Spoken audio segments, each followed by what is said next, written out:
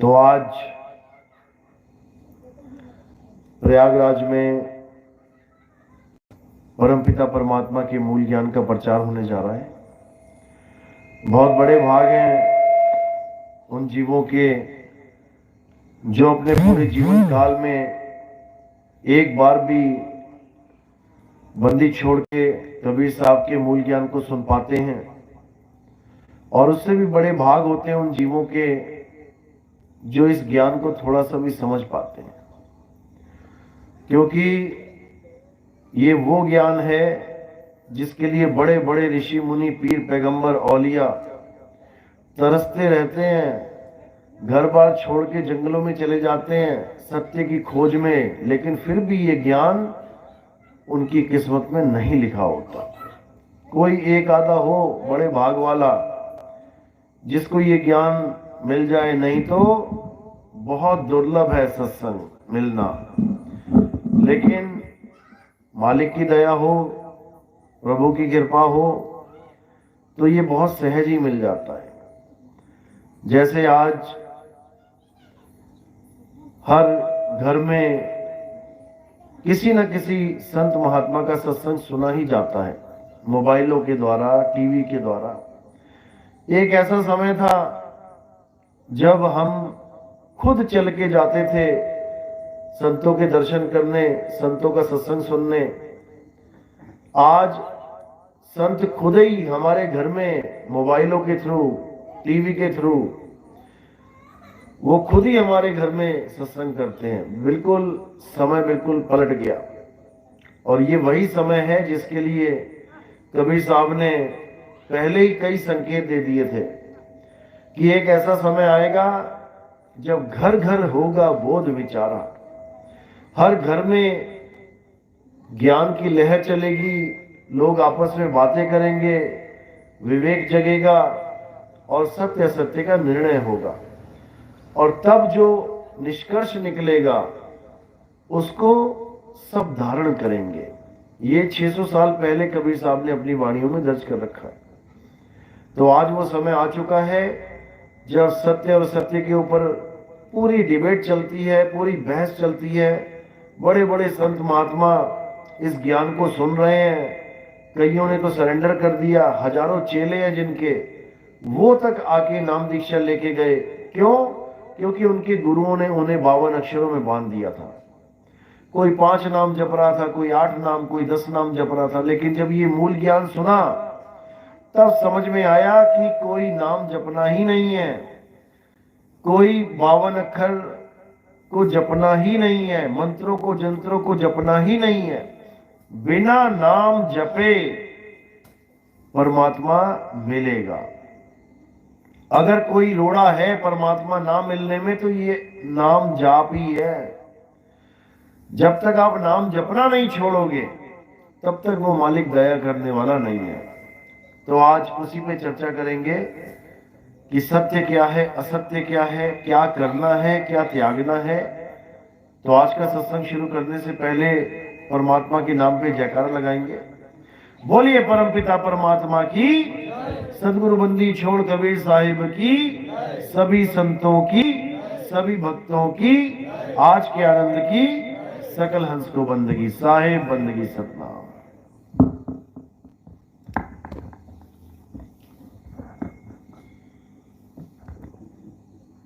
तो आज पूरा निबेड़ा किया जाएगा, क्या है सत्य, क्या है असत्य। आज हर चीज क्लियर करेंगे। कबीर साहब कहते हैं, सतगुरु ऐसा चाहिए जैसा सूप सुहाए, और सार सार तो गई रहे, थोथा दे उड़ाए। साहिब कह रहे हैं कि ऐसा गुरु चाहिए हमें जो सार सार तो ग्रहण करवा दे, और जो थोथा है उसको उड़ा दे। अब क्या है सार, क्या है थोथा?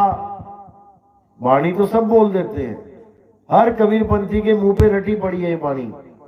अब उससे बस इतना पूछ लो कि क्या है सार और क्या है थोथा, वहीं पे निबेड़ा हो जाएगा कि इसको कुछ पता भी है या बस कबीर साहब की वाणियां रट के बैठा है?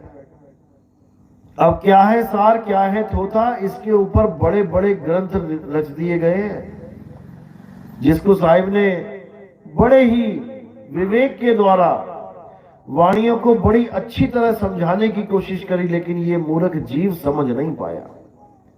क्या है सार, क्या है थोथा, अगर ये निर्णय हो जाए तो सारी दुनिया के जितने भी पंथ हैं, सारे दुनिया के जितने भी धर्म हैं, सारी दुनिया की जितनी भी जात पात, ये जितना भी भेदभाव है, ये सब खत्म हो जाए और सब एक झंडे के नीचे आ जाए।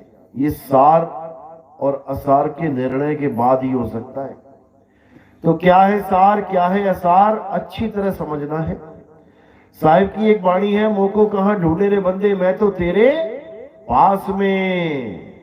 इस वाणी में सार और असार का पूरा भेद खोला हुआ है। क्या है असार और क्या है सार? तो पहली लाइन में कहते हैं, ना मंदिर में, ना मस्जिद में, ना काबे कैलाश में, ना मैं जप में, ना मैं तप में, ना एकांत निवास में। बिल्कुल क्लियर कर दिया साहिब ने कि ना मंदिर में। कोई कहे कि परमात्मा मंदिर में रहता है, तो नहीं रहता है। मंदिर में कौन है? मूर्ति रहती है। किसने बनाई? इंसान ने बनाई। कितने दिनों में बनाई? किसी ने एक दिन में बना दी, किसी ने 2 दिन में, किसी ने 5 दिन में, किसी ने साल भर लगा दिया। डिपेंड ऑन द मटेरियल कि किस प्रकार की मूर्ति बनाई जा रही है। अब ना मंदिर में, तो बिल्कुल क्लियर कर दिया कि मंदिर में तो मैं नहीं हूं। तो मंदिर क्या हो गया? सार या असार? असार। ना मस्जिद में, कोई कहे मस्जिद में अल्लाह रहता है, तो नहीं रहता है, वो भी असार। ना काबे कैलाश में, काबे चले जाओ, कैलाश में चले जाओ, कहो परमात्मा मिल जाए, अल्लाह मिल जाए, वाहिगुरु मिल जाए, नहीं मिलेगा, वो भी असार है। ना मैं जप में, किसी भी प्रकार का कोई भी नाम जप कर रहा हो, कोई राम राम नाम जप रहा है, कोई श्याम श्याम जप रहा है, कोई राधे राधे जप रहा है, कोई अल्लाहु अल्लाहु जप रहा है, कोई कबीर कबीर जप रहा है, कोई वाहिगुरु वाहिगुरु जप रहा है, कुछ भी जप रहा है, नाम है जप में। एक ही लाइन में सारा जप खत्म। भले कुछ भी जप रहा हो, उससे कोई फर्क नहीं पड़ता। अगर 52 अक्षर जप रहा है तो परमात्मा मिलने वाला नहीं है। नाम है जप में, नाम है तप में। अगर वो तपस्या कर रहा है, भूखा रहता है, कांटों पे लेटा हुआ है, आग के बीच में खड़ा हो गया, धरती में गड़ गया, गर्दन गर्दन तक, ये सब तपस्या है।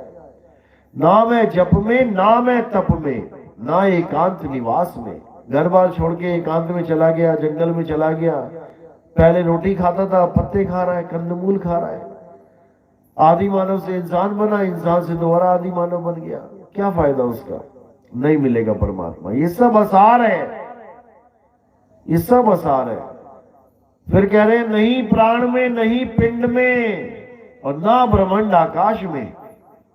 ये प्राण जो चल रहे हैं, प्राणवायु, ये भी असार है, ये भी खत्म हो जाती है एक दिन। असार खत्म हो जाता है, सार कभी खत्म नहीं होता। तो नहीं प्राण में, नहीं पिंड में, इस काया के अंदर भी नहीं है परमात्मा, ये भी असार ही है। नहीं प्राण में, नहीं पिंड में, ना ब्रह्मांड आकाश में, और खोजी होए तुरंत मिल जाऊं एक पल की तलाश में। अगर खोजी है कोई और ढूंढने वाला है, तो मैं 100% मिलूंगा एक ही पल की तलाश में। अब इसका मतलब क्या है कि एक पल में तुम्हारी खोज खत्म हो जाएगी, यानी तुम्हें पता लग गया कि वस्तु कहां है। अब क्या बचा? अब उसको प्राप्त करना बचा, उसमें समय लगता है। कितना समय लगता है? साहिब कह रहे राम नाम रटते रहो जब लग घट में प्राण, और कब हूं दीन दयाल के भनक पड़ेगी कान। कहते तुम्हें पता लग गया, अब तुम सिमरन करना चालू कर दो, यानी उसको याद रखो। याद रखना है, जपना नहीं है। सिमरन का मतलब जपना नहीं होता, सिमरन का मतलब होता है याद करना। सिमरन कहां से वर्ड आया है? स्मरण से। आधा समारण संस्कृत का स्मरण, उसी को पंजाबी में सिमरन कर दिया है। तो सिमरन का मतलब याद करना। कैसे याद करेंगे? जब उसको देखा ही नहीं तो याद कैसे करेंगे? अब किसी ने किसी को देखा है तब तो वो याद कर पाएगा। अब किसी ने किसी को देखा ही नहीं तो याद कैसे करेगा? लेकिन उसकी भी विधि भेदी गुरु बताता है। कैसे याद करना है? आंखों की जरूरत ही नहीं है उसमें। कैसे याद करना है? जैसे पनिहारिन अपने घड़े को याद रखती है। अगर 20 किलोमीटर चल रही है पनिहारिन, घड़ा सिर पे रखा है, तो कितनी देर याद करेगी उसको? अगर 24 घंटे चली तो 24 घंटे याद रखेगी, एक भी पल नहीं सारेगी।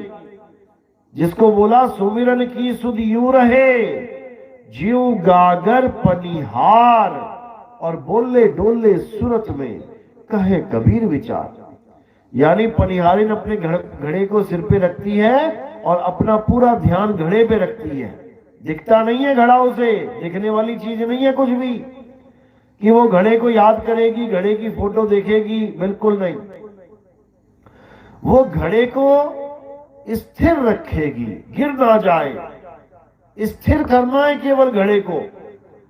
इसी को साहिब समझा रहे हैं कि सूरत फंसी संसार में, तासे पड़ गई दूर, सूरत बांध स्थिर करो, आठों पहर हुजूर।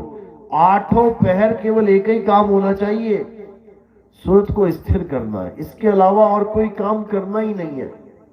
इसके अलावा अगर आपने कुछ किया तो अपने लिए ही बंधन पैदा कर दिया, क्योंकि यही वो क्रिया है जिससे आप निर्बंध होंगे। इसके अलावा कुछ भी कर लो, बंधन में ही रहोगे। तो साहिब इसी को समझा रहे हैं कि बंदी को बंधा मिला और छूटे कौन उपाय, कर सेवा निर्बंध की, वो पल में लेत छुड़ाए। वो समझा रहे हैं कि बंधे को बंधा मिला, अगर केवल गुरु धारण किया आपने, जो मां के गर्भ से होके आया है, और अगर आप उसी पे आस लगा लोगे कि यही मुझे पार कर देगा, मैंने तो गुरु धारण कर लिया, और उस गुरु ने आपको दे दिए मंत्र जपने के लिए, तो समझो कि अब आपका काम खराब हो गया। जो सच्चा गुरु होता है वो कभी मंत्र नहीं जपवाता, मंत्र नहीं देता वो, बल्कि जो तुम्हारे मंत्र तुमने जपे हुए हैं उनको छुड़वा देता है। सोई गुरु पूरा कहावे, जो दो अक्षर का भेद बतावे, एक छुड़ावे एक लखावे, तब प्राणी निज घर को जावे। सच्चा गुरु, पूरा गुरु वो होता है जो तुम्हारे जपने वाले जितने भी नाम तुम जप रहे हो वो भी छुड़वा दे, छोड़ दे इसको। और क्या कर, जिस वस्तु को पाना चाहता है, जिसका नाम जप रहा है, उस वस्तु का ख्याल कर। वो कहां पड़ी है वस्तु, उसको खोज। तो कह रहे वस्तु कहीं ढूंढे कहीं, कैसे लागे हाथ, और गुप्त वस्तु तब मिले, भेदी लीजे साथ। अरे भेदी लीना साथ में, दीनी वस्तु लखाए, और कोटि जन्म का पंथ था, पल में पहुंचा जाए। वो वस्तु और कोई वस्तु नहीं, वो सार वस्तु है, जिसके लिए सारा समाज, सारे संत भटक रहे हैं। और वो सार वस्तु कहीं बाहर नहीं है, वो तुम्हारे पास है।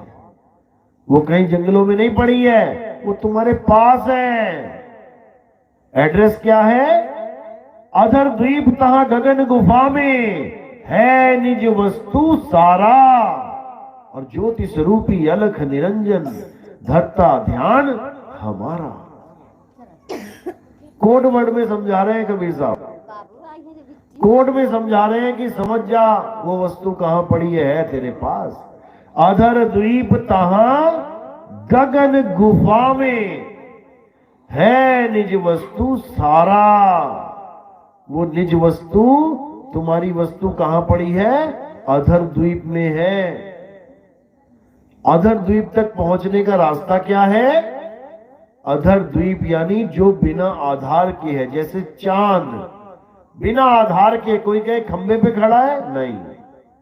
सूर्य बिना आधार के है, कोई कहे खंबे पे खड़ा रखा है, नहीं। तुम्हारे सिर के ऊपर दिखाई देगा, लेकिन बिना किसी आधार के। अब चांद पे पहुंचना है, ये मान के चलो, यानी बिना आधार की जो वस्तु है वहां तक पहुंचना है। तो कैसे पहुंचेंगे? विहंगम चाल से। कबीर साहब ने इसी को समझाया है कि अगर घर वापसी करना चाहते हो, अगर वापस जन्म मरण से परे अपने सत्य स्वरूप निज स्वरूप को प्राप्त करना चाहते हो, तो विहंगम चाल समझ लो। ऐसा गुरु ढूंढ लो जो तुम्हें विहंगम चाल के बारे में अच्छे से समझा दे और तुम्हारी चाल विहंगम चाल ही बना दे। तब समझना कि अब तुम्हारी मुक्ति होने से कोई रोक नहीं सकता। इसी को साहिब ने बोला, शब्द विहंगम चाल हमारी, कहे कबीर सतगुर दई तारी। खुले कपाट शब्द झनकारी, पिंड अंड के पार सो देश हमारा है। करने नो दीदार महल में प्यारा है। ये वो अधर द्वीप है जो बिना आधार के है, और वहां पहुंचने का एक ही रास्ता है, विहंगम चाल, और कोई रास्ता नहीं है। गरीबदास जी महाराज कहते हैं, सतगुरु के लक्षण कहूं अचल विहंगम चाल। हम अमरापुर ले गया ज्ञान शब्द सरघाल। वो मुझे अमरपुर लेके गए, लेकिन मेरे कान में मंत्र दे के नहीं लेके गए। ज्ञान शब्द सरघाल, जैसे ज्ञान रूपी शब्द मेरे सिर पे ही रख दिया उन्होंने। ऐसा अनुभव हुआ मुझे, और धीरे धीरे धीरे धीरे भक्ति बढ़ती गई और मैं अपने शब्द गुरु के चरणों में लीन हो गया। बस और कुछ नहीं करना है। इसके अलावा सब झूठ, इसके अलावा सब अज्ञान। केवल एक ही चीज है जिसको सार शब्द कहते हैं। बस उसका ज्ञान हो जाए, उसका बोध हो जाए, तो समझो खुद का बोध हो गया। सार शब्द कही बांची हो मानो एतबारा। अक्षर पुरुष एक पेड़ है निरंजन वाकी डारा। तो इसी को अच्छी तरह समझना है। अक्षर पुरुष एक पेड़ है, निरंजन डारा। अक्षर पुरुष कौन है? हमारी सुरता ही अक्षर पुरुष है। और ये निरंजन कौन है? ये काल भगवान मन ही निरंजन है।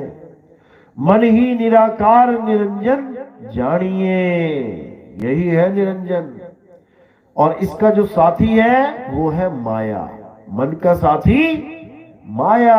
माया भी निराकार, निरंजन भी निराकार। निराकार निर्गुण है माया। तुमको नाच नचावे हो शर्म दृष्टि का कुल्फा देके 84 भरमावे हो। ये चमड़ी का कुल्फा दे रखा है, इसी को चाट रहे हैं सब।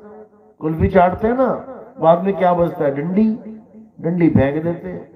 बस इसी प्रकार ये चमड़ा रूपी कुल्फी सबको पकड़ा रखी है, सब चाट रहे हैं। यानी अपने शरीर से, अपनी खाल से इतना मोह कर बैठे हैं कि अब इसको त्यागना ही नहीं चाहते। कहते भाई जो मिल गया बस यही है, इसी की सेवा में लगे हैं। और जो अपना असली स्वरूप है उसका ABCD भी नहीं पता। अपने स्वरूप को ऐसे भूले बैठे हैं जैसे इस काया के अलावा हमारा कोई स्वरूप है ही नहीं। इस काया में इतना मगन हो गए हैं कि समझ में ही नहीं आ रहा कि काया छोड़ेंगे कैसे। दिक्कत ये आ रही है। अब क्या करना है? काया छोड़ने से पहले पहले अपने स्वरूप को जान लेना है, समझ लेना है। तो साहिब समझा रहे हैं, शब्द हमारा तू शब्द का, सुन मत जा सरक, और जो चाहे निज रूप को तो शब्द ले परख। ऐसा शब्द मिले गुरु से जिससे तुम्हें स्वरूप ज्ञान हो जाए, तब समझो कि अब कल्याण है। और अगर ऐसे शब्द मिल गए जो जपने में, लिखने में, पढ़ने में, बोलने में आते हैं, तो समझ जाना बेड़ा गर्क होने वाला है। अच्छी तरह समझ लेना इस बात को।